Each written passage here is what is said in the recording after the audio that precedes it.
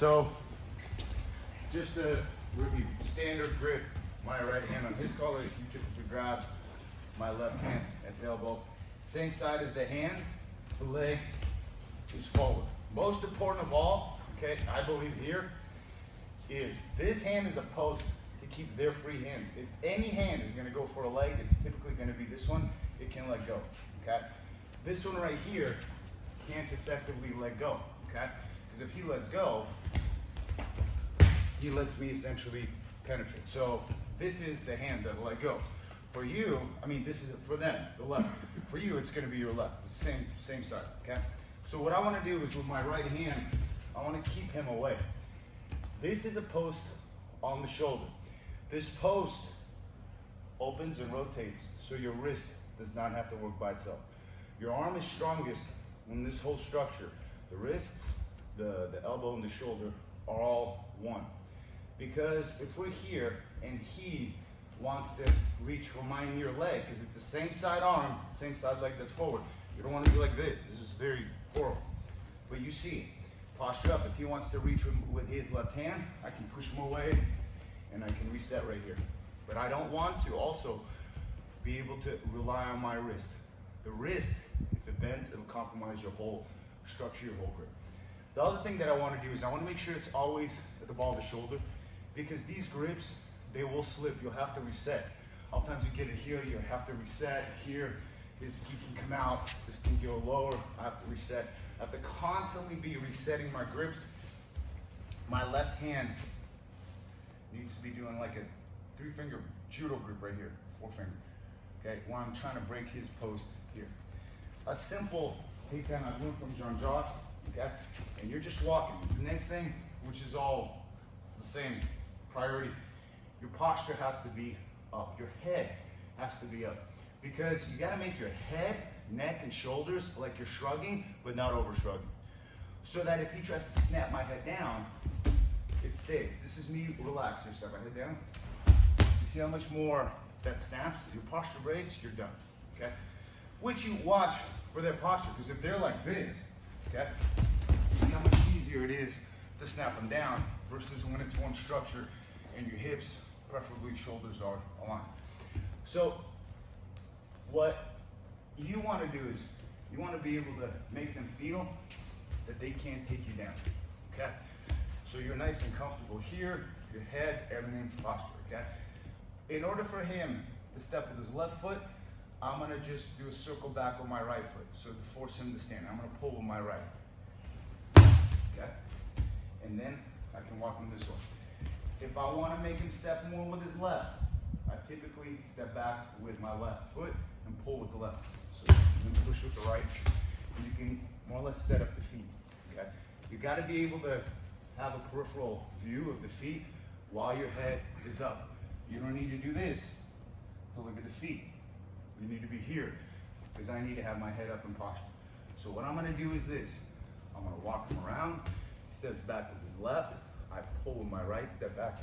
So here, push him here.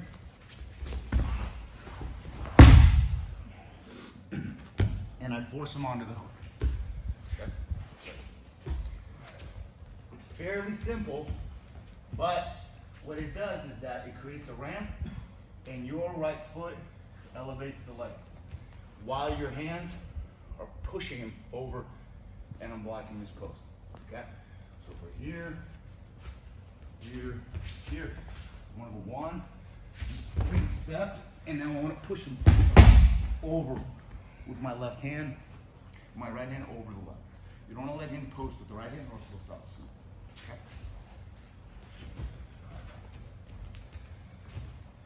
So, over here, step 1, 2.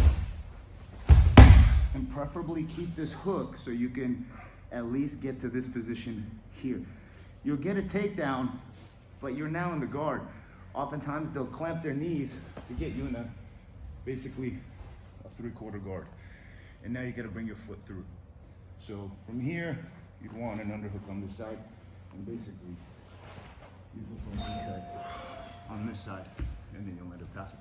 But this is a very effective takedown because they don't really expect it. And you dive at an angle. So you're not sitting here to do this and to roll onto your back. Because the objective of your hook is to basically do this. You lift and you push him off to the side so that you can come up, or in the worst case, he brings his knees in and you come up to an open guard and you're in a good passing situation. You're gonna sit off to the side so that you're sitting on your left hip. Okay? We're just here, okay? And he just puts his feet on a straight line right here. I want to start from here. I want to go 1, 2, 3.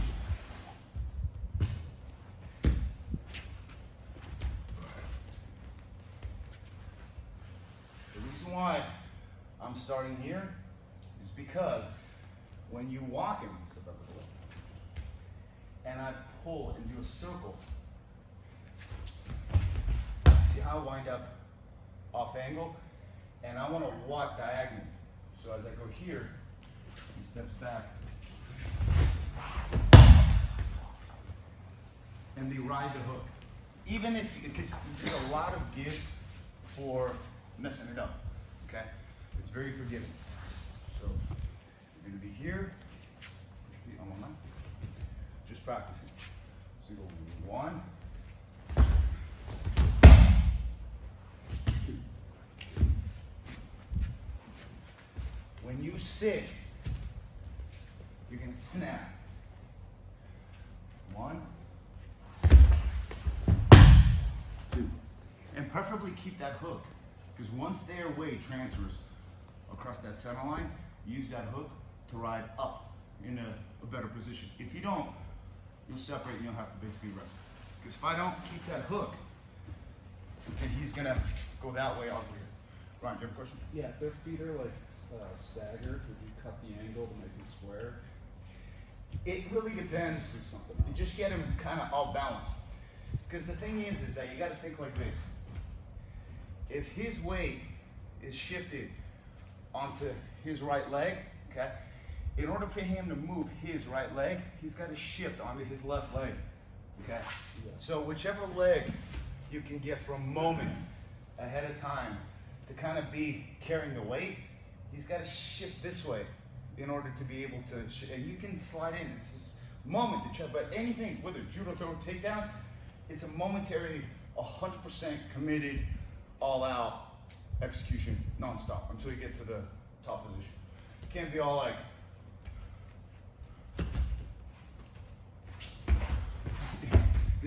it just doesn't work like it. Believe me, I've done shitty takedowns before. We're here, and then you go, and then you're here, and then you're like, oh, you know. So, it all happens like so. So you can do this. 1, 1,000, 2, 1,000, 3, 1,000. Just get them riding on that and count it. 1, 1,000, 2, 1,000, 3, 1,000, 4, 1,000.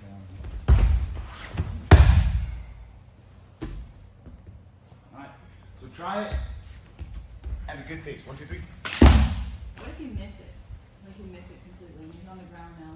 If you miss it, meaning you missed it all? Yeah, like you, or he moved his leg out of the way, but now you're on the ground and he's not. Not saying that I'm going to do that. No. The thing that I will tell you is the key to this is you gotta slide underneath him, and you can't sit back and think it's to your back. This is the key. If you just slide through and aim your shin somewhere between back of his knee and right that tailbone and whatever's in between, it goes for a ride. Okay? But you don't want to extend your leg. Keep your knee in. Because if I miss it here, and I miss it,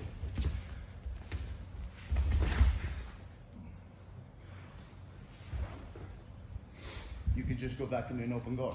But if they're passing and whatnot, it's going to turn into a scramble. But you have to do it with the intention that you're gonna force them to ride this hook, and that hook is gonna sweep me to the left, okay? Over here.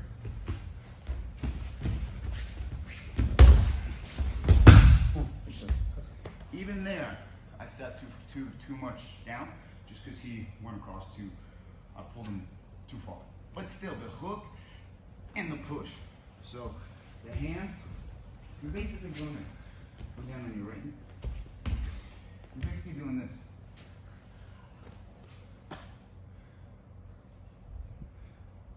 Hook sweep.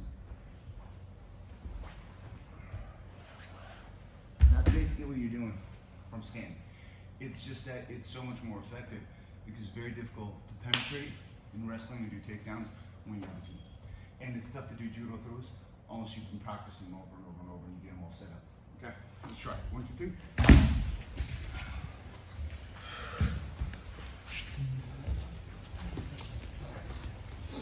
Remember, fast to slow, slow, smooth.